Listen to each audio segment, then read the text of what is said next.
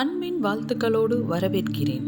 புனித வேதாகமத்தில் இருந்து இன்றைய நாளுக்கான ஜீவனுள்ள வேத வசனம்.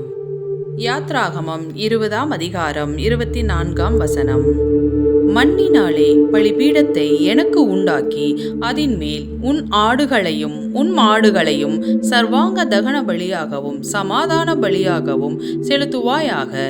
நான் என் நாமத்தை பிரஸ்தாபப்படுத்தும் எந்த ஸ்தானத்திலும் உன்னிடத்தில் வந்து உன்னை ஆசீர்வதிப்பேன். ஆமேன். ஆண்டவரே, இன்றைய வேத வசனத்தின் மூலம் எங்களுடன் இணைந்ததற்கு மிக்க நன்றி.